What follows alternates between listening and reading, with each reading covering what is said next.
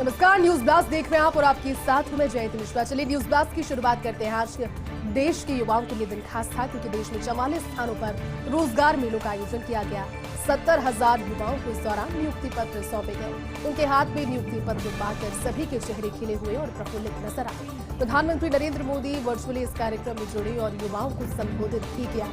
कहा कि युवाओं के रोजगार के लिए सरकार हमेशा प्रतिबद्धता के साथ काम करती है। सरकार कटिबद्ध है।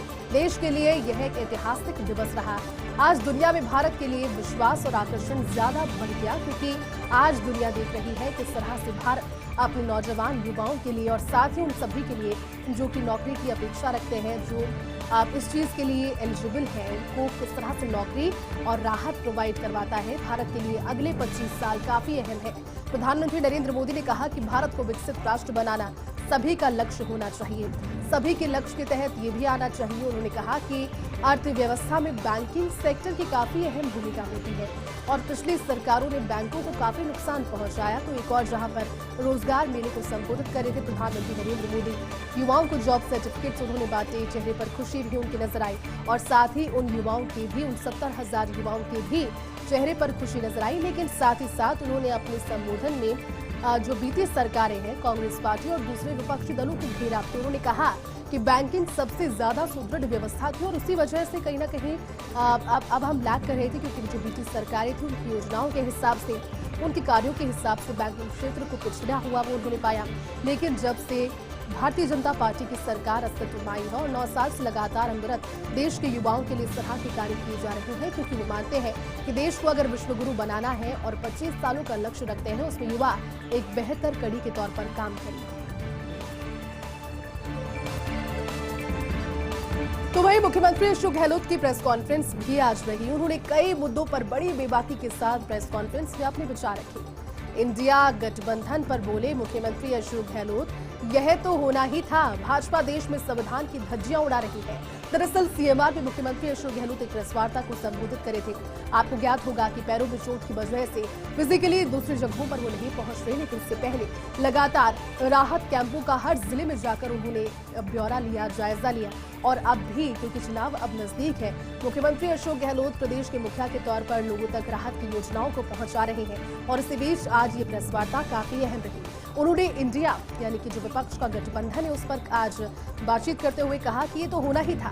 भारतीय जनता पार्टी देश में संविधान की धज्जियां उड़ा रही है, अराजकता का माहौल है और कोशिश भारतीय जनता पार्टी की यही है कि सिर्फ एक व्यक्ति को दिखाया जाए, लेकिन आज देश की संवैधानिक संस्थाओं का दुरुपयोग किया जा रहा है। इस पर महिलाओं पर अत्याचार पर उनसे सवाल किया गया।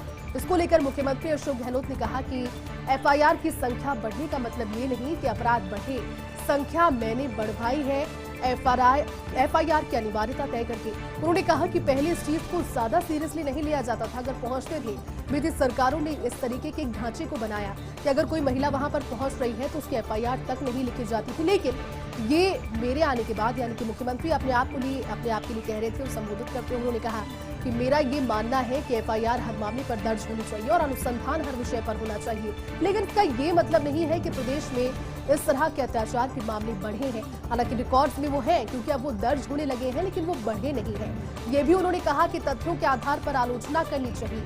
इस दौरान राजेंद्र गुढ़ा की बर्खास्तगी पर मुख्यमंत्री अशोक गहलोत ने कहा कि ये पार्टी का अंदरूनी मामला है। कल प्रदेश में ऐतिहासिक विधेयक पारित हुआ। महात्मा गांधी न्यूनतम आय गारंटी विधेयक कल पारित हुआ।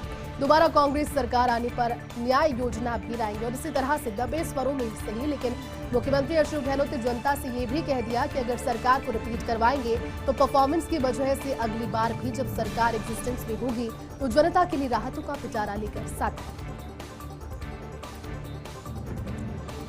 तो चलिए एक बार फिर से न्यूज ब्लास्ट में खबरों का रुख करते हैं और अब आपको बताते हैं आज जब प्रदेश कांग्रेस प्रभारी सुखजिंदर सिंह रंधावा की प्रेस कॉन्फ्रेंस रही तो उसमें क्या कुछ खास रहा। देखिए हाइलाइट्स आपको बताते हैं। रंधावा ने मणिपुर की घटना को बेहद अनफॉर्चुनेट बताया। उन्होंने कहा कि भाजपा को जनता के मुद्दों से कोई मतलब नहीं है।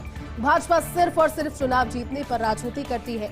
चाहे मणिपुर जले या फिर कोई और गंभीर घटना हो, भाजपा को कोई खासा फर्क नहीं पड़ता। राजेंद्र गुढ़ा को लेकर सवाल हुआ, क्योंकि इस सवाल को लेकर लगातार लोगों तक पहुंच रहे हैं। पार्टी के इस डिसीजन को बता रहे हैं कि डिसीजन कहीं ना कहीं एग्जाम्पल सेट करने के तौर पर दिया गया है, क्योंकि लगातार पार्टी के अंदर रहकर ही पार्टी को सहयोग देकर भी पार्टी विरुद्ध और पार्टी लाइन से हटकर अगर इस तरह के वक्तव्य सदन, सड़क या फिर मीडिया के सामने रखे जाते हैं तो गरिमा पर गलत असर पड़ता है। राजेंद्र गुढ़ा को लेकर एक सवाल था तो प्रभारी सुखजिंदर सिंह रंधावा ने कहा कि राजेंद्र गुढ़ा को विधानसभा में इस तरह की बात नहीं करनी चाहिए थी। गुढ़ा बीजेपी नेताओं की लय में लय मिला रहे थे विधानसभा में। राजेंद्र गुढ़ा को पहले भी कई बार अनुशासनहीनता के लिए टोक चुके हैं, कई बार वो इस तरह के बयान दे चुके हैं। बावजूद इसके कि बार बार उन्हें समझाया गया, वो बयानबाजी से बाज नहीं आए। पार्टी में अनुशासन बेहद जरूरी है, डेकोरम, डिसिप्लिन जरूरी है और अनुशासनहीनता आगे भी बर्दाश्त नहीं होगी। लेकिन जब उनसे सवाल हुआ कि विधायक दिव्या मदेरणा भी लगातार इस तरह की बातें करती है, उनकी नाराजगी का क्या कारण है, उसको लेकर सुखजिंदर सिंह रंधावा ने कहा कि आज दिव्या मदेरणा से बातचीत हुई, क्योंकि अपडेट आपको दिखाई थी, खबर मुलाकात उनकी रही थी। दिव्या मदेरणा ने अपनी भावनाओं से अवगत करवाया है। अपने विधानसभा क्षेत्र में कुछ कामों को लेकर चर्चा हुई। मदेरणा परिवार कांग्रेस का कट्टर सहायक रहा है, कट्टर कांग्रेसी परिवार है। दिव्या मदेरणा ने कोई अनुशासनहीनता नहीं की, उनका परिवार हमेशा कांग्रेस के प्रति सदैव समर्पित रहा। ये तमाम सारी बातें कुछ हाईलाइट्स आज की इस प्रेस कॉन्फ्रेंस की। देखिए, मणिपुर की घटना की वजह से देश भर में आक्रोश और इसी घटना को लेकर जयपुर शहर कांग्रेस का कैंडल मार्च आज शाम 7 बजे यानी कि अब से कुछ ही देर के बाद कांग्रेस नेता ये कैंडल मार्च निकालेंगे। अंबेडकर सर्कल पर मणिपुर की उस घटना को लेकर कैंडल मार्च होगा जिसने पूरे देश को शर्मसार कर दिया। इस दौरान प्रदेश प्रभारी सुखजिंदर सिंह रंधावा वहां पर होंगे, पीसीसी चीफ गोविंद सिंह डोटासरा वहां पर होंगे, सह प्रभारी है अमृता धवन, वो वहां पर होंगी, सह प्रभारी काजी निजामुद्दीन और वीरेंद्र सिंह भी वहां पर होंगे और सब मिलकर एक स्वर में उस चीज को एक बार फिर से सभी के सामने लेकर आएंगे कि किस तरह से ध्यान को भटकाया जा रहा है। बावजूद इसके कि पूर्वोत्तर का एक छोटा सा खूबसूरत राज्य मणिपुर आज हिंसा की आग में जल रहा है। चलिए आगे बढ़ते हैं और अब बात करते हैं राजस्थानी भाषा को आधिकारिक भाषाओं की सूची में शामिल करने से जुड़े प्रकरण पर। दरअसल मामले में सुप्रीम कोर्ट ने जनहित याचिका पर विचार करने से इनकार कर दिया है। सीजीआई डीवाई चंद्रचूड़ की अगुवाई वाली 3 जजेस की पीठ का ये फैसला रहा। दरअसल 3 जजेस की खंडपीठ ने पहले फैसले का हवाला देते हुए कहा कि ऐसे मुद्दों पर सरकार अन्य उपयुक्त संवैधानिक प्राधिकारियों को रीट जारी नहीं की जा सकती। सीजीआई डीवाई चंद्रचूड़, जस्टिस जेबी पारदीवाला, जस्टिस मनोज मिश्रा की पीठ का फैसला रहा।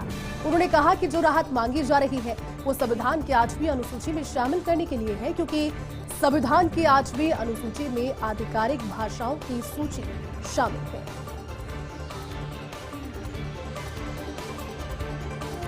चलिए यहाँ पर उपरेंत छोटे से ब्रेक के लिए जल्द लौटेंगे। आप देखते ब्रेक के बाद आपका स्वागत है। एक बार फिर से आगे बढ़ते हैं न्यूज ब्लास्ट में। दिल्ली एयरपोर्ट पर विदेशी मुद्रा की सबसे बड़ी बरामदगी, 10 करोड़ रुपए से भी ज्यादा मूल्य की विदेशी मुद्रा को जब्त किया गया। दरअसल 3 तजाकिस्तानी नागरिकों को विदेशी मुद्रा के साथ गिरफ्तार किया। सीमा शुल्क विभाग के अधिकारियों ने आईजीआई एयरपोर्ट टर्मिनल 3 पर ये कार्रवाई की। तीनों यात्रियों के खिलाफ विदेशी मुद्रा की तस्करी का मामला दर्ज करवाया गया।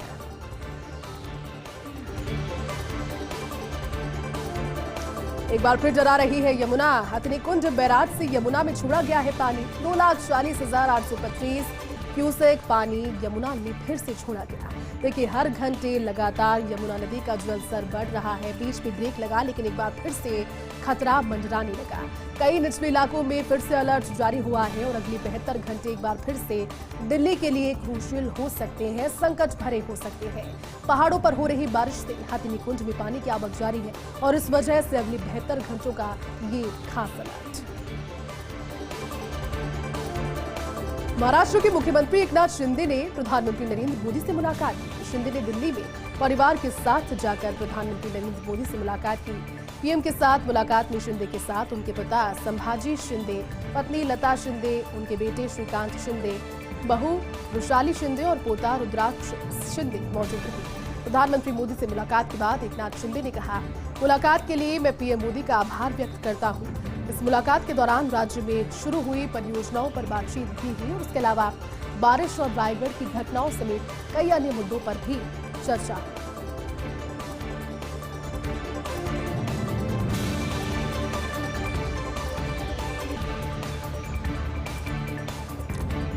उत्तराखंड के मुख्य सचिव को एक्सटेंशन। मुख्य सचिव एस एस संधू को 6 महीने का सेवा विस्तार मिल गया है। जहां 31 जुलाई को सेवानिवृत्त होने वाले थे सीएएस एस एस संधू, लेकिन आज 6 महीने का एक्सटेंशन उनके पास में है। संधू के पास में बद्रीनाथ केदारनाथ पुनर्निर्माण की अहम जिम्मेदारी है। ये बेहद खास जिम्मेदारी। मुख्यमंत्री पुष्कर सिंह धामी के विश्वास पात्र माने जाते हैं संधू। उत्तराखंड कैडर के 1988 बैच के आईएएस अफसर हैं एस एस संधू और अब 6 महीने का एक्सटेंशन एक बार फिर से ड्यूटी के लिए दिया गया। चलिए इस बुलेटिन में फिलहाल के लिए बस इतना ही। आप देखते रहिएगा फर्स्ट इंडिया न्यूज। नमस्कार।